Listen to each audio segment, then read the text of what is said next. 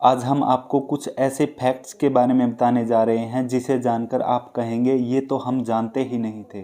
Fact number 1, आपको जानकर हैरानी होगी कि धरती पर मौजूद सभी चींटियों का कुल वजन है वो इंसानों के कुल वजन के बराबर है। फैक्ट नंबर 2, अक्सर आप देखते होंगे कि छोटे बच्चे जो होते हैं वो सवाल बहुत पूछते हैं। शायद आपने कभी ध्यान नहीं दिया होगा, ना ही कभी आपने काउंट किया होगा, लेकिन एक शोध के मुताबिक बच्चे एक दिन में 300 से ज़्यादा सवाल पूछते हैं। फैक्ट नंबर 3, चिली में एक रेगिस्तान है, उसे अटकामा रेगिस्तान के नाम से भी जाना जाता है। यह रेगिस्तान धरती के सबसे पुराने रेगिस्तानों में से एक माना जाता है। यह सबसे सूखा रेगिस्तान भी है। आपको जानकर आश्चर्य होगा कि यहाँ पर हजारों सालों से बारिश की एक बूंद तक नहीं गिरी है। इस रेगिस्तान को मंगल ग्रह की सतह के समान माना जाता है। फैक्ट नंबर 4, कुत्तों को जानवरों में सबसे आज्ञाकारी और वफादार माना जाता है। ये बहुत ही जल्दी इंसानों की सिखाई बातों को समझ लेते हैं।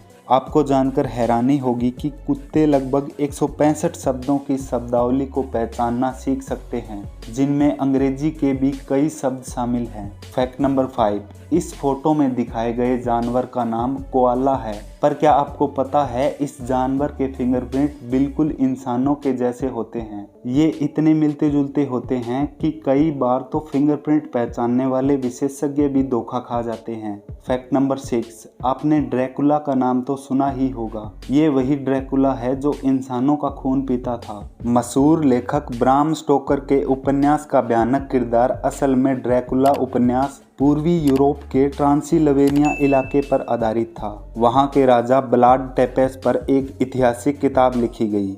ब्राम स्टोकर ने उसी राजा के पिता ब्लोड ड्रैकुला की शख्सियत पर ड्रैकुला का किरदार रचा था। लेकिन आपको जानकर हैरानी होगी कि ब्राम स्टोकर कभी ट्रांसिल्वेनिया नहीं गए थे, जबकि यह बहुत पुराना शहर है। फैक्ट नंबर 7, नेपोलियन बोनापार्ट का तो नाम आपने सुना होगा और ये यूरोप के सबसे शक्तिशाली शासकों में से एक था, लेकिन उसे खरगोशों के हाथों एक अज्ञात हार का सामना करना पड़ा था। एक बार उस पर हजारों खरगोशों ने हमला कर दिया था। बड़ी मुश्किल से वह उनसे बच पाया था।